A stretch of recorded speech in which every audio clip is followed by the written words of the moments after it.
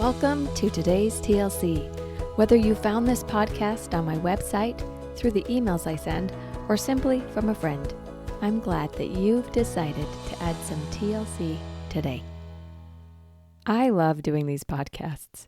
I actually think about what I want to share with you all the time, especially when I'm having movie night with my family. Now, don't get me wrong, I am enjoying the time with my family, but I can't help but think about all of the different stories, struggles, and parallels that relate to your life and mine. Why is it that these movies are so applicable to our lives? I think it's because most of them have a similar structure. It usually goes something like this. It starts with a main character coping with a problem. Then they start seeing the problem but not really knowing the answer. Next comes an opportunity for change, but it requires some risk on their part. Their response to that opportunity leads them to learn and grow, or maybe stumble a little, and find some success. Near the end of the movie, there's a dramatic moment where they find out what they were capable of. You can probably relate to this structure, the struggle, change, opportunity, growth, feelings of capability. But unlike movies, you don't have to wait until the end of your story to find out what you're capable of. Today, I want to talk about that. What you are capable of. Rather, what you believe you are capable of. You may be like many of my clients, or you've worked through healing from some hardship in your life. You've felt your confidence build, even wanted to help others build their confidence along the way. But this is just the first half of the story. There's another adventure waiting, ready for any who are willing to explore. Too often, I've seen in my own life and the life of my clients a resistance to that next adventure. Why do we struggle to feel confident that we can do it? What holds us back from adventuring forward, exploring the next opportunities that life has to offer? Is it fear? Maybe complacency? Or a feeling of overwhelm that comes with going through day-to-day tasks? All of these play into the reason why. But at the core of every reluctant explorer is a lack of one simple feeling: self-confidence. To truly understand what you are capable of and be willing to explore, you need self-confidence. Now forgive me, but I'm going to get a little jargony here for a minute. There's a difference between confidence and self-confidence. Understanding that difference makes all the difference. Confidence is an external feeling. It is based on evidence that you can do something because the past has shown you that you can do that. Here's a simple example. If I try and fill up a glass of water, I'm pretty sure I can do it without spilling. I have a lot of evidence in my past. I've practiced it a ton. It's not something I'm worried about. I'm confident I can do that. If I hand my 3-year-old son that same glass, I'm not going to feel very confident that he can do it without spilling or breaking the glass, because I don't have very much evidence that he has successfully done that before. My confidence is high that I can do it, but my confidence is low that my son can do it. On the other hand, self-confidence is an internal belief that you can do something despite any past evidence. I may not feel confident that my 3-year-old son can pour a glass of water, but as is typical in young children, he sure has self-confidence that he can do it by himself. It is a beautiful thing that children come to this earth with a lot of self-confidence. If not, they wouldn't try anything new. They wouldn't learn and grow.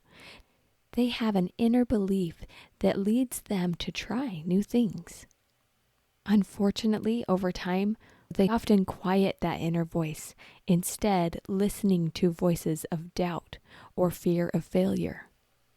They realize that their skill doesn't match their level of confidence, so they start hesitating or worrying that they're going to mess it up.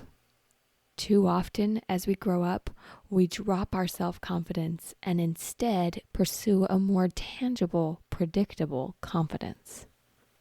But here's the problem. If you only do something because you feel confident, and confidence is based on past evidence, it will limit your willingness to try new things. If you've been listening to the last few episodes, I talked about the model and how our beliefs and our thoughts influence everything else that happens in our lives. So if you have a belief that you can't try something because you feel like you're going to fail, you aren't going to do it. If the thought, I've never done this before, or I've failed at this in the past, leads you to a feeling of hesitance or resistance, what actions are you going to do or not do? And then what results will you have? If you want to change the results in your life, you don't need more confidence. You need self-confidence. That belief that you are capable of doing whatever it is you put your mind to, that will bring a feeling of self-confidence. And what type of actions and results will come from that? Self-confidence brings courage to be able to try something new. Here's a personal example from my life. I'm an active member at my church, and we do a lot of volunteer work to help the members of our congregation learn and grow. Periodically, the leadership of the church will reach out to different members and ask them if they'd be willing to serve in one way or another. 3 years ago, I was asked to teach music to the children at our church. Although I love music and love teaching, I had never taught music to children.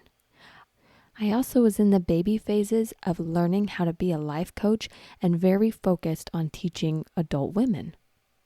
I felt a complete lack of confidence. However, over days and weeks of prayer, I found that this was God's will for me at this time, and I trusted that it would work out in the end.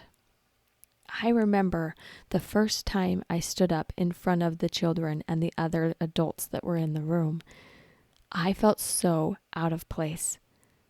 I kept thinking thoughts like, they were crazy to ask me to do this. This is not what I'm good at. I would feel the anxiety build up in me as my confidence drained. I'd scan the faces in the room to see if they thought that I was doing a good job. And of course, because that's what I was focusing on, I found evidence that I probably was doing poorly. Fear of failure and lack of self-confidence left me deflated. I did not want to go back the next week.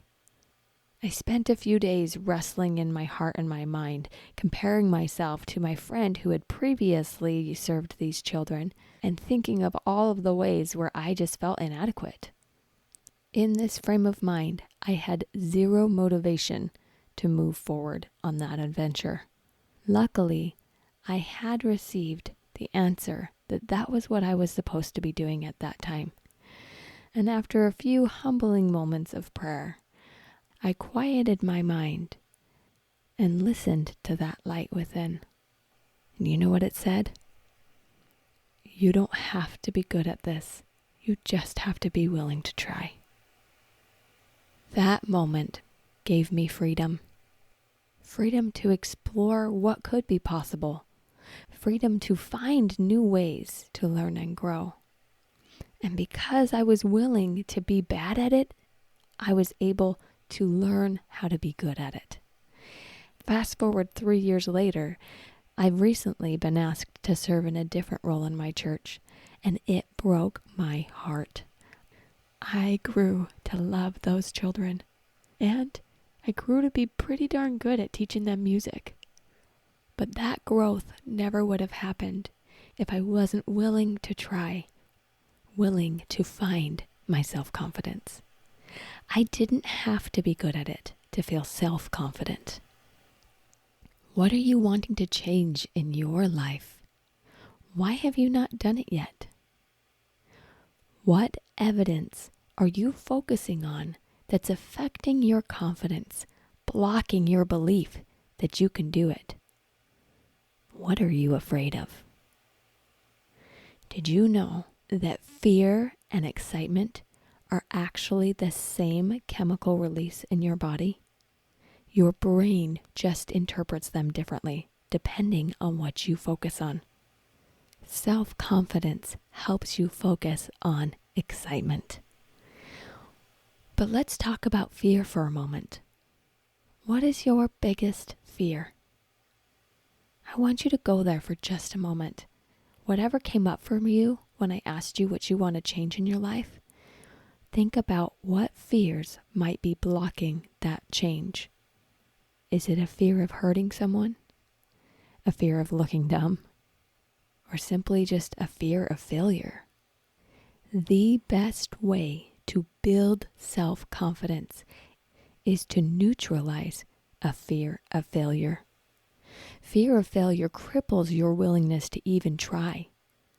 Typically, we're afraid of failure because we think it affects how lovable or valuable we are if we fail.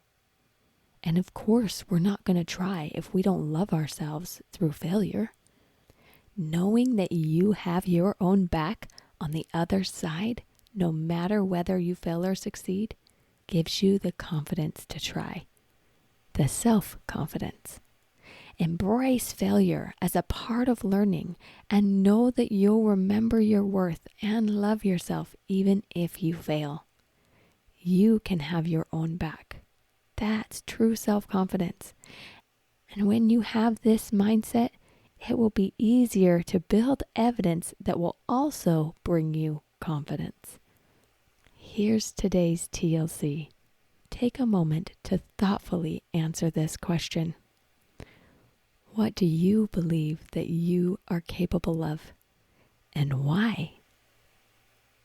After you answer that about yourself, answer that about everyone. Why is anyone capable of anything? Because they believe that they are. And that belief, that self-confidence, drives them to keep trying even through the failures. You are capable of anything that you believe you are capable of. And I believe in you. You were created by a creator to be a creator. You can create amazing things in your life if you believe. And if you love yourself through the ups and the downs, this does not mean that you will always succeed, but it means that you will love yourself enough along the way to keep trying until you succeed. Your next adventure is waiting. Grab your self-confidence and go explore. Life after therapy can be simple. Come learn how to think light, feel light, and live light at thelightcoach.com. I offer 5 free discovery sessions each week, and one of them is for you. Together, let's discover the joy that's possible in life after therapy.